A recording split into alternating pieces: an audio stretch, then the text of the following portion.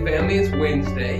Today we're looking at Romans chapter 5 verse 3, and perhaps appropriately to Wednesday, our writer asked a question in the student edition: when has a struggle helped you become stronger? And I say appropriately because we typically think of Wednesday as that hump day.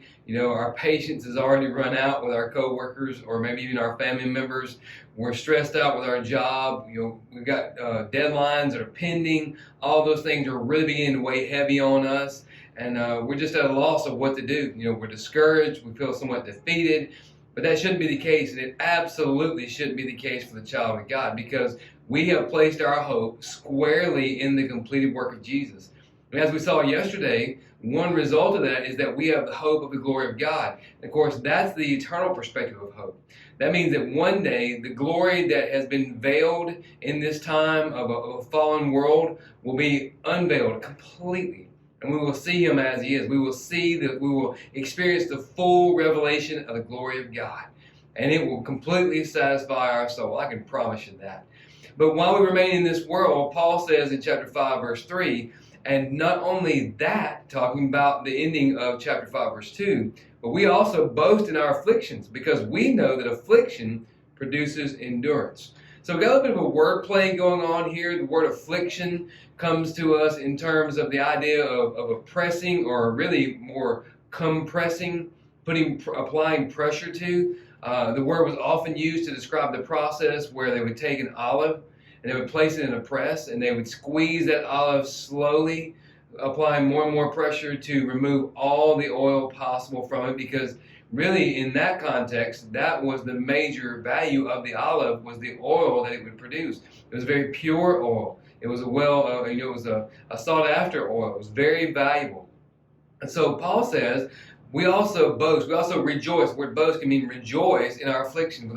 That sounds so counterintuitive to what our world tells us today. We're taught to avoid issues. We're taught to avoid times of oppression and being compressed and hardship and difficulty, when the fact is Jesus promised us that if we are truly his followers, he said, in this life you will have tribulation, you will have hardship, but take heart, I've overcome the world. That's what he told his disciples that he had trained up eventually to be sent out. And man, did they experience that in various ways and forms. As they were faithful to go out and preach the gospel, they experienced the pressure, the affliction that Paul talks about right here.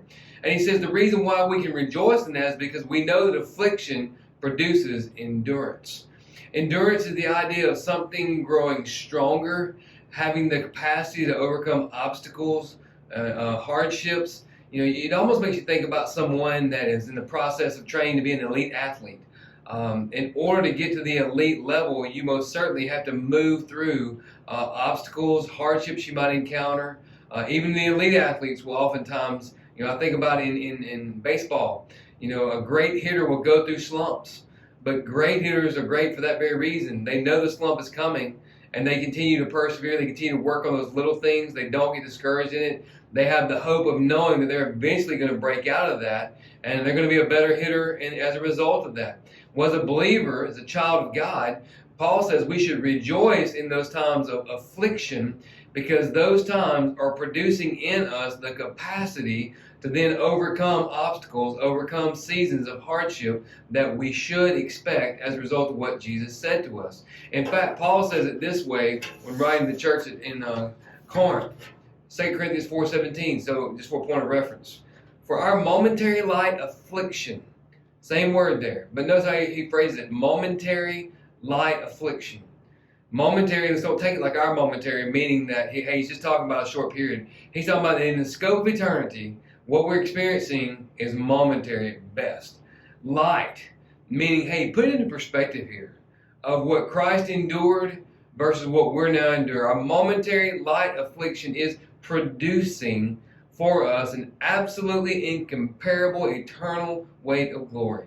To me, I envision that process where a precious metal is mined out of the earth, but then put through an intense purification process, most often involving heat, intense high levels of heat. Why? To remove the dross, to remove the impure elements, and provide the most pure, precious element that can be rendered by our processes. So today, Don't look at your situations and circumstances as something that discourages you, depresses you. Instead, focus on them as what Paul says, that we can rejoice in our affliction, knowing that that affliction is producing endurance, knowing that God is using those situations, that circumstance, whatever it may be, whoever it may be, some cases, to prepare us for the challenges that lie ahead as we continue to be faithful in doing what he has called us to do, which of course you hear me say it all the time, is live sin.